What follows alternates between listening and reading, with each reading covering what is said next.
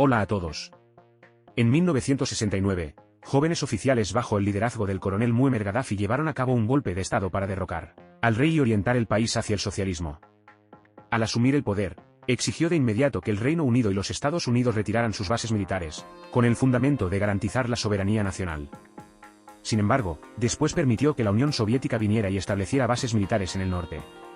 Esto enfureció a Occidente, que esperaba una oportunidad para tomar represalias. En la década de 1970, Gaddafi provocó más resentimiento con un audaz movimiento, siguió el ejemplo de Saddam Hussein en Irak y nacionalizó el 51% de la industria petrolera, reduciendo los intereses corporativos occidentales. Anteriormente, más del 80% había sido propiedad principalmente del Reino Unido y Estados Unidos. A cambio, ayudó a transformar tremendamente la perspectiva de Libia. El PIB per cápita aumentó a $8.170, más alto que el del Reino Unido e Italia. La educación y la atención médica se volvieron gratuitas, el salario mínimo se duplicó, los costos de vivienda cayeron 30 a 40% y así sucesivamente. En general, Gaddafi ayudó a proporcionar a la mayoría de los ciudadanos alimentos, vestimenta y servicios deseables nunca antes vistos en África. Es por eso que, a pesar de ser un dictador con muchos hábitos terribles y vergonzosos, todavía fue elogiado por su patriotismo y cuidado del pueblo. No solo eso, Gaddafi pidió a los estados árabes que libraran una guerra continua contra Israel, un aliado de EU, y financió cualquier grupo militante en el mundo cuyo objetivo fuera oponerse al imperialismo occidental. Por lo tanto, en 1979, el gobierno de Estados Unidos designó a Libia como patrocinador estatal del terrorismo e impuso algunas sanciones económicas. Esto señaló el colapso de las relaciones petroleras entre ambas partes.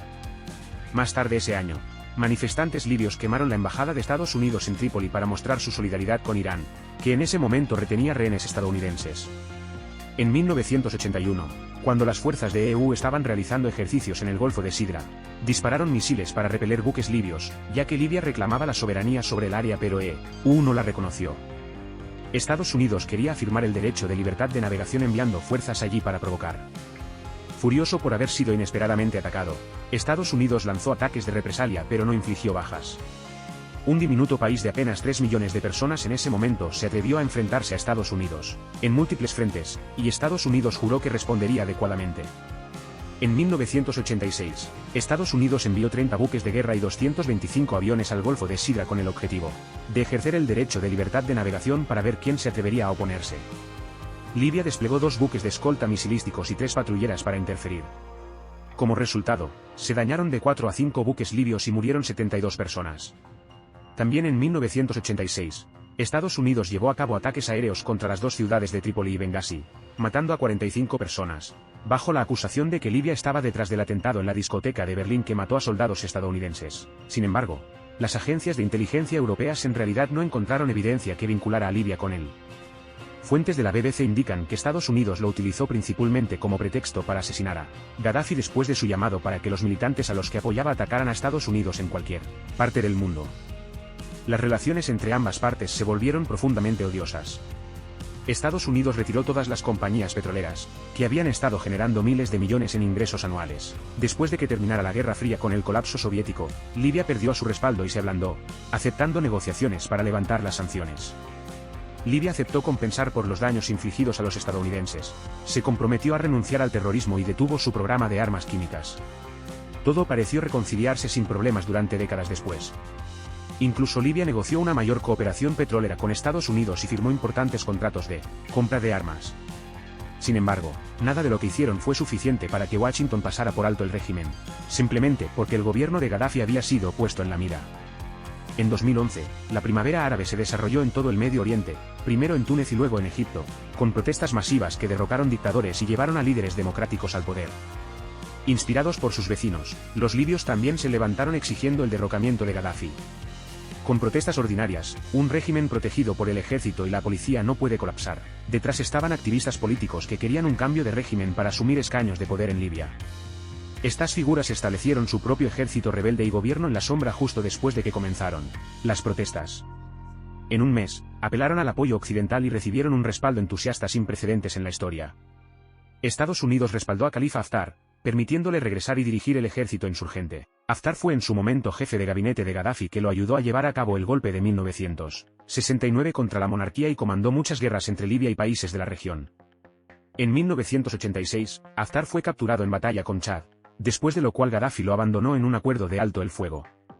Estados Unidos le dio protección a Haftar y le permitió establecerse en Virginia, desde donde comandó remotamente el establecimiento del Frente Nacional para la Salvación de Libia, una de las facciones de la oposición que buscaba el derrocamiento de Gaddafi. Washington proporcionó apoyo financiero y de armas, lo que indica que Estados Unidos quería eliminar a Gaddafi mucho antes de los eventos de 2011. A continuación, Francia respaldó con mayor fuerza y entusiasmo a los rebeldes, ya que se le había prometido el 35% del petróleo y el gas de Libia si caía el antiguo régimen. Además de tener ambiciones de hacer que África fuera monetariamente independiente, Gaddafi había acumulado hasta 143 toneladas de oro, suficiente para pedir a los países regionales que establecieran su propia moneda. Esto amenazaba el franco CFA de Francia utilizado en sus antiguas colonias africanas, así como el dominio del dólar estadounidense y el euro. Por lo tanto, no solo Francia, sino también el Reino Unido y algunas otras naciones europeas apoyaron a los rebeldes de Libia. Bajo el pretexto de que el régimen de Gaddafi estaba disparando y matando a civiles en las protestas, lo que equivalía a un genocidio, el Reino Unido, Francia y Estados Unidos movilizaron las fuerzas de la OTAN para intervenir con un poder abrumador. Les tomó solo un mes derrotar al ejército de Libia y matar a Gaddafi. Según documentos prevalecientes en África, la mayoría de los civiles libios en realidad huyeron durante la guerra civil. Las fuerzas antigubernamentales eran principalmente milicias reclutadas de antemano por los rebeldes. En resumen, cuando se desea eliminar a alguien, la justificación no importa mucho. Después de la intervención de la OTAN, se formó un nuevo gobierno libio. Sin embargo, carecía de la fuerza para mantener la estabilidad. Aquellos que todavía eran leales a Gaddafi siguieron reuniendo fuerzas para resistir, sumiendo a Libia en la devastación y la pobreza. La guerra civil se prolongó hasta 2020, cuando se alcanzó un alto el fuego mediado por la ONU. Pero la incapacidad para unificarse bajo un gobierno común persiste, y ambos bandos todavía chocan en muchas áreas de todo el país. Los nobles deseos de democracia de Occidente claramente han sido en vano.